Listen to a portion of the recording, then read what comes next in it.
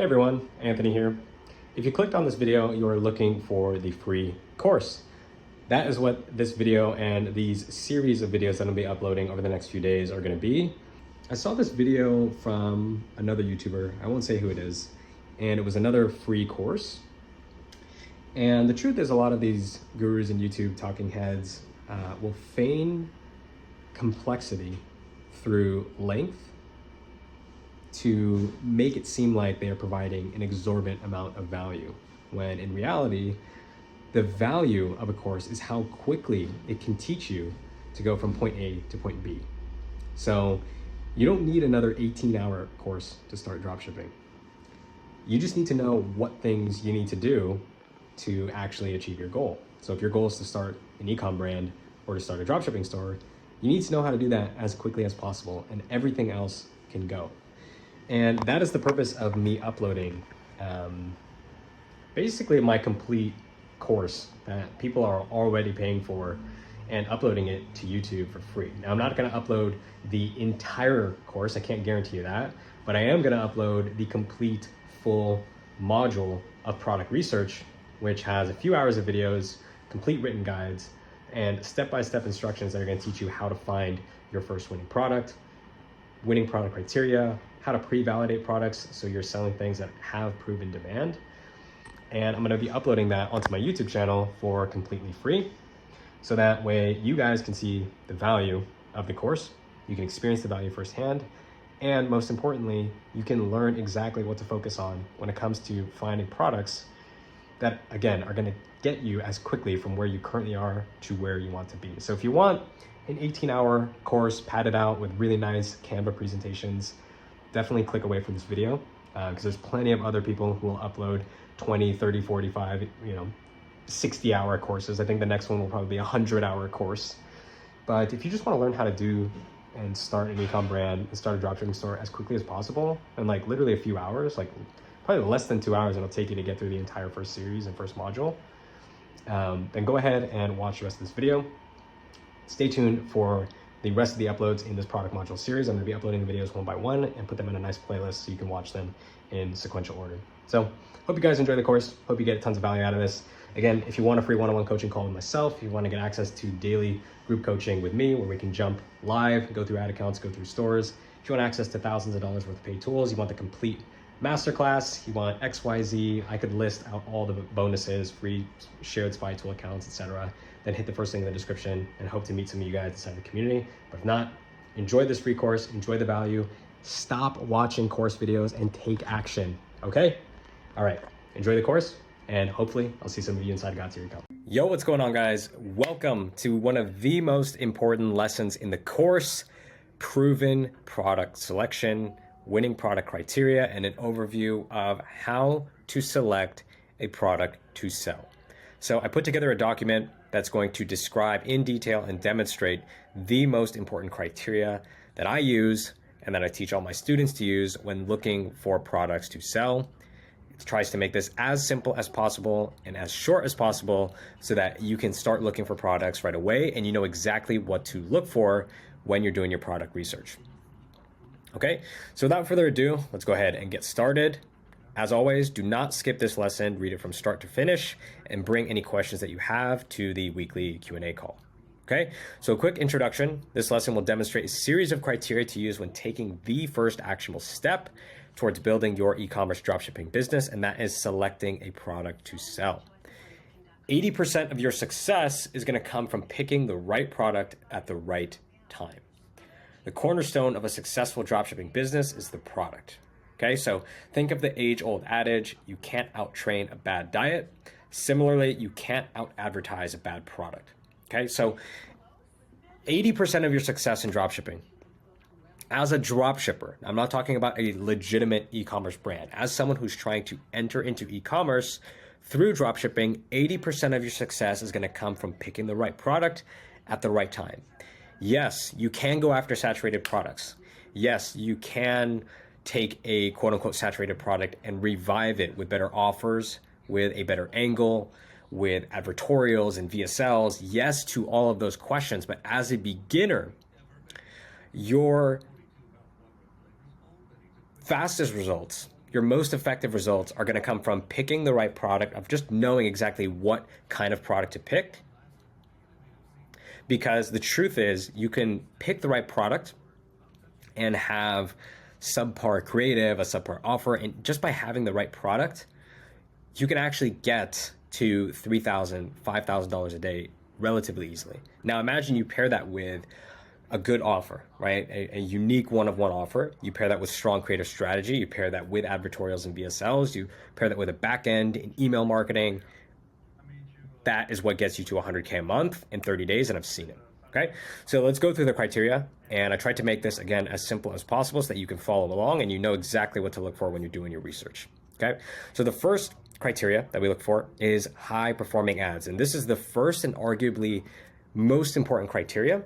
Is you must find evidence that the product you're trying to sell is already working for someone else with paid ads. Okay, so you might find a product that is selling well, but someone could be crushing it with organic or influencers, or they might have gotten a Shark Tank appearance, right? And that's why they're getting all the sales. Or they're either doing organic or influencers or word of mouth. And that's fine, right? They're generating demand, but you have to remember that we want to reverse engineer from how we're going to operate our business. So we don't want to copy people who are crushing it with organic, because we're not organic marketers, right? We are using some type of paid social channel, whether that's Meta or TikTok, to drive traffic and to drive sales. So it's very key that whatever product you are selecting, first and foremost, is proven to work through paid ads, or there are a high volume of high performing ads underneath that product. Okay, so there's a couple ways to do this. You can use PP ads. It's actually a typo. This is not free, it's paid. But if you're inside of this course and you're watching this video, then you already have access to a VIP account inside of this group for PP ads. And so use that free login, right? Set the filters to show a minimum of 1K to 50K impressions. Look at ads in the last 7 days, and then save ads or products with a few thousand impressions in the last 7 days. There is another video in this module that will show how I use PP ads in depth.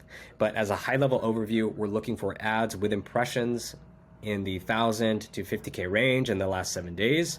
The reason why we're looking for that is because a high volume of impressions in a short time period means someone put a lot of budget behind that to get those impressions, because we pay per impression. And so if someone is generating a high volume of impressions in a short time period, the only way you can do that is with a high budget. And the only reason why someone would put a high budget and generate that many impressions is if something is working, unless they are stupid, right? So that's the first method. The second method is using the Facebook ad library. You can start with keywords like free shipping or shop now. And then from there, you can find keywords related to your niche. So let's say you type in free shipping, you scroll through the ad library, you find an ad for, let's say, wrinkles or back pain. Once you find an ad featuring that keyword and is advertising a product, you can click on that ad, click on the page, view all of the ads that a page is running, and then see how many active ads they have in the last 7 days. Ideally, there's at least 20 plus active ads in the last 7 days. And then also ideally they have active ads that are older than 30 days, meaning they have an active ad that's been running for longer than 30 days. And again, something that's been running for as long as 30 days indicates that it's been left on. And the only reason someone would leave something on for longer than 30 days, reasonably we can assume, is because it's working. So again, 2 ways to establish a burden of proof of high performing ads, or in other words, evidence that the product is viable and working through paid ads. Okay, so that's the first criteria. Now let's go into the second criteria, which is proof of demand. So the second criteria is proving that the product is already selling. Okay, so remember, we don't want to reinvent the wheel or try to generate demand. We never want to be in that situation. We always want to leverage demand that already exists and simply channel it onto our product. And then we outperform our competitors with a lot of the stuff that you're going to learn in this course, with stronger angles, offers, and funnels. So again, as a member in this course, you have access to shophunter.io, which is a way to track revenue on stores. So add in the store URL for the competitor store that you're looking up, and then check for a minimum of 100K a month on that store. Now, another more reliable way to do this, because sometimes Shop Hunter is slightly inaccurate. I've used it on my own stores and it's way off. So if you're ever skeptical about what Shop Hunter is saying, or you want a second way to kind of double validate proof of demand, use a tool called SimilarWeb. It's a free Chrome extension. What you're going to do is type in your URL for your competitor, check last month's monthly sessions using SimilarWeb, multiply the monthly sessions times the average conversion rate of an e-commerce site, which is about 3%. And that's going to give you how many sessions have converted over the last month. Multiply the sessions converted times the AOV, or the hero product price, to get the total monthly revenue. So you've taken the sessions converted times the AOV, which gives you monthly revenue. Then that number should be at least 100K a month. And then you can divide the monthly revenue by 30 to get revenue per day. And ideally, that should be at least above 5K a day. We do not want to copy anything that's below 5K a day. Okay, so that's criteria number 2. Criteria number 3 is that the product solves a problem or desire.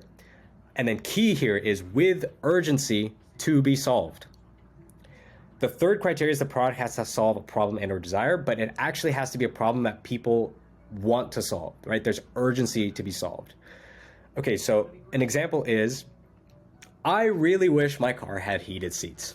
Okay, it's a pain in the ass that in the wintertime, right, first world problem, my car doesn't have heated seats, because I get in the car, I'm going out with my girlfriend, we're going out early in the morning, we want to go get a coffee, and we sit in the car and my ass is freezing, right? We're both freezing. Doesn't exactly get you in the mood when both of you guys are freezing, right? So I wish I had heated seats, but that is a problem that I am not actively, there's no urgency for me to solve that. Like, am I gonna go out and buy a heat warming pad to put under my ass so that I can sit in my car and have heated seats? Like, no, I'll just turn on the heat and wait a little bit for the car to warm up. Or am I gonna go buy another $30,000 car just so I can have heated seats? It's like, no, right? So pick products that solve problems that people actively want solutions to, and just use your common sense, right? Back pain, that is a problem that people constantly want solutions to. That's why big pharma is a multi-trillion-dollar industry. That's why there's a new back pain relief product feels like every few days, is because people want to solve back pain. Skincare, right? This is another niche where people want to look and feel better about themselves, right? They have these insecurities that are so crippling, right? That stop them from living their lives in the way they want to. And those are problems that people actively want to solve. Things like, again, like going back to the car seat example, or heated seats example, or going back to, like, I wish my water bottle, right? I wish my water bottle was, I don't know. I wish my water bottle didn't have these like ridges on it. And so this smooth water bottle is easier to hold. It's like, use your common sense. Think about problems that people actively want to solve. And a great way to frame that is there a type of emotion behind the reason why someone wants to solve that problem, right? Or is there a pain that someone's trying to get rid of? Or is there a desired outcome that someone wants to achieve? If you can answer yes to those questions, like for example in skincare, I know that there's a pain of an insecurity of not looking good enough or not feeling confident, right? And the desired outcome would be, I want to look and feel better about myself, or I want to have confidence, or I don't want to feel so insecure, or when I go out, I want to be able to feel good about myself, right? If you can answer yes to those questions, then you have a problem or a desire that actually has urgency. It's so key. Please, guys, do not sell products that solve stupid problems or first world problems, because you might get a couple of cheap sales. That might be good for a quick cash flow, but ask yourself, are you going to be able to build a business out of this thing for like the next 3 to 5 years?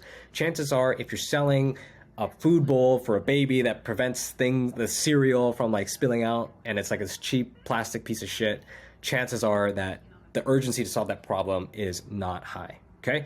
So that's the third criteria. Fourth criteria, unit economics. So we're gonna keep it stupid simple. Can you multiply the product cost, by 3x and still reasonably ask for the sale price, okay? Why 3x? So generally multiplying by 3x gives you about a 70% gross margin, okay? Gross margin, all that means is revenue minus your cost of goods. So it's whatever margin or whatever profit that you have left over after you pay for cost of goods. And ideally that should be 70%. Now, if you're selling a product that only costs you on AliExpress like $2, you should not 3x that, okay? If your product costs $6, or if your product COG is $2 and you 3x it and you're at $6, that's never going to work, right? So again, going back to common sense, generally speaking, if your product is like 10 to 15 bucks, you want to aim for at least a 3x.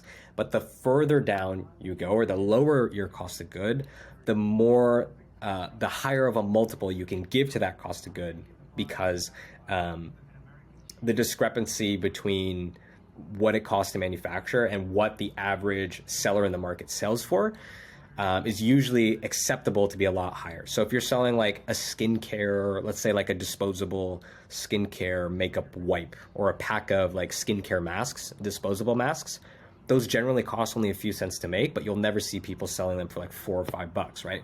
Generally, that's going to be a $19 to $29 asking price, even though it only costs two bucks to manufacture.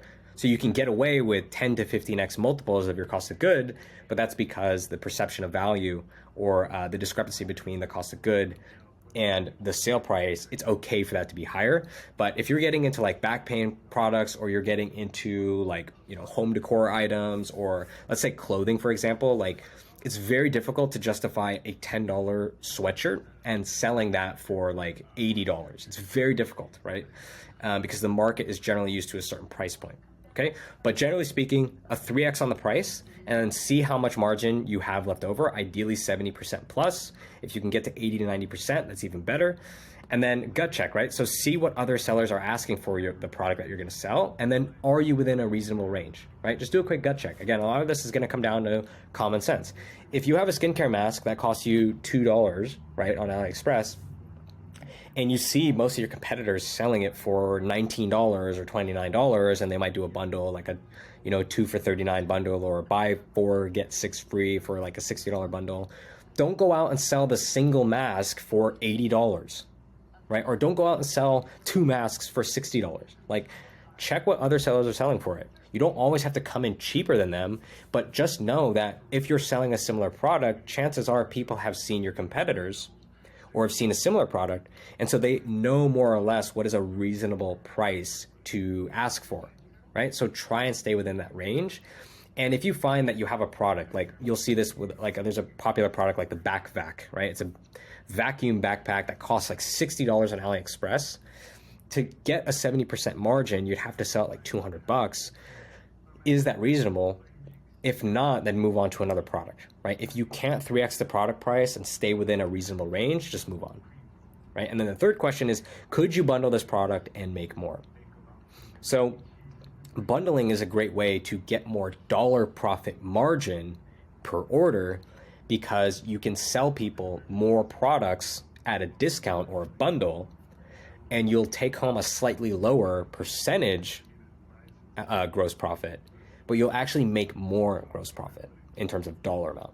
So sometimes it's okay to not price the single variant at 3x, because you know that you can this product is a natural bundle, and that if someone takes the buy 3 get 1 free offer, yeah, you might be at 60% margins, but you're actually taking home more dollar profit in your bank account. Okay, so unit economics, generally speaking, can you 3x it? Is it still reasonable? If not, move on.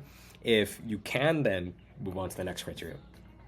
Okay, so the fifth and final criteria is the product easy to ship? This one is very common sense, right? It's just making sure that the product that you're selecting is easy to ship. Okay, the reason is that heavier products generally cost more to ship, and shipping costs from and especially if you're drop shipping from China, or if you're shipping internationally, that can be very expensive, which hurts our margins and then requires you to charge your customers for shipping, or you have to start baking that shipping cost into your product price, and then you get closer and closer to breaking the 3x rule, right? You're no longer becoming reasonable, because if you go out and try and drop ship chairs or sofas, the shipping costs that you're going to have to pay, you're never going to beat someone who's selling locally here, right? Because they don't have to ship the product. But if you sell like a $100 item and it's going to cost you another $80 to ship, are you going to charge the customers $80 for shipping? Or are you going to factor that into the price? And then after you factor that into the price, is it still going to be reasonable? Are you going to be asking $200 above the normal market value, or what other sellers are asking for, because they don't have to factor in international shipping, drop shipping costs into their margin or into their cost of goods? So it's just it's a mess. Okay. The main takeaway here is the product easy to ship? because as we scale, you're gonna have to ship more and more product, which means you're gonna have to incur more and more shipping costs. And by keeping those low, by just picking products that are easy to ship, again, a lot of common sense here, that's gonna save you a lot of shipping costs in the long run, give you more margin to scale, because as your acquisition costs rise, you're gonna have to start looking for cost reductions within your logistics to help offset that increase in the CPA or in the acquisition costs. And the first place that you're gonna go is to your shipping costs and your manufacturing costs. So just making sure that those are as low as possible in the products that you're picking to start off is gonna save you a ton of headaches and save you and make you a lot more money in the long run. So in short, easy to ship. Don't sell couches. Just make sure the item is easy to ship so we keep the shipping costs low in the beginning, and at scale, we can protect the bottom line. All right? So those are the 5 criteria. Very simple, high performing ads. So we want to see things that are working, see products that are working with paid ads, because that proves that we can reverse engineer that and replicate that with paid ads, right? So we find whether that's on PP ads or Facebook ad library, we want to see high performing ads behind the product. The second is proof of demand. So just making sure not only are there high performing ads, but that also the competitors that are selling this product are generating substantial revenue, that there's enough of a piece of the pie for us to take and make significant profit, right? So making sure that we see a minimum of 100K per month on competitor stores, or at least 5K a day on competitor stores, whether you use ShopHunter or SimilarWeb. Number 3 is making sure the product solves a problem or a desire that actually has urgency to be solved. So don't pick products that solve problems that no one gives a shit about or no one cares enough about to actually solve, right? So some proven evergreen niches with problems to you don't have to sell in these niches, but to demonstrate what I mean by problems with urgency to be solved is beauty, right? Insecurities or back pain, literal physical pain that prevents people from living their daily lives, or health and wellness, or makeup, right? Or children's toys, right? Like the parenting niche or the pet niche, right? Or even certain gifting niches, right? Where there's a certain level of urgency to be solved. Making sure that the product has either a problem or desire with urgency is key, and that's the 3rd criteria. 4th criteria is unit economics. So now that we've proven that there's high performing ads, there's proof of demand, and that this actually solves something that people care about, can we actually sell this and do the unit economics work out for us? So very simply, can you 3x the price, and is the sale price at 3x of your cost of goods still reasonable? If so, move on to the next.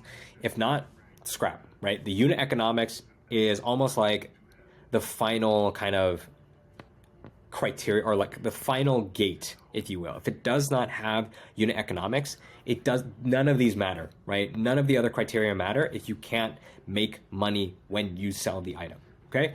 So unit economics, so then if you can 3x the product price and it does all these things above, is this something that's easy to ship, right? Is this something that I could hold in my hand, or I don't foresee having high shipping costs, right?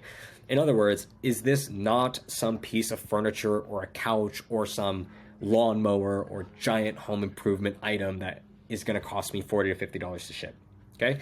And if it passes all of these criteria, all 5 of these criteria, then move on to the next step. Congrats, you've found a potential winning product that you can now move on to build a store around and build ads around and launch, okay? So thank you guys for, well, actually, thank you guys. That is going to conclude this lesson on the winning product criteria, as well as an overview of winning products. If you follow these criteria as you're doing the research, and how to actually do the research and examples of that are in the course videos to follow. But as you're doing research, keep these 5 criteria in mind. Use the winning product tracking sheet to your advantage to keep a log of all your products. And any product that passes these criteria, right, all 5 of these criteria, it is then eligible for a store and ads and for you to launch. Keep it very simple, right? Don't get, I forget what that bias is, but like on Netflix, like the paradox of choice, you're gonna come across products that hit all of these criteria. It's about using intuition, right? Getting familiar with the criteria, doing tons of research. And a lot of this is somewhat intuition based, but if you can hit all of these criteria, these are not meant to guarantee you success, but to give you rather the best possible chance of success. And if you can reframe it that way, then you can focus on what actually matters, which is the speed at which you execute on launching these products that you find. Okay, so those are the 5 criteria. Hope you guys enjoyed this lesson, and I will see you in the next one. Peace.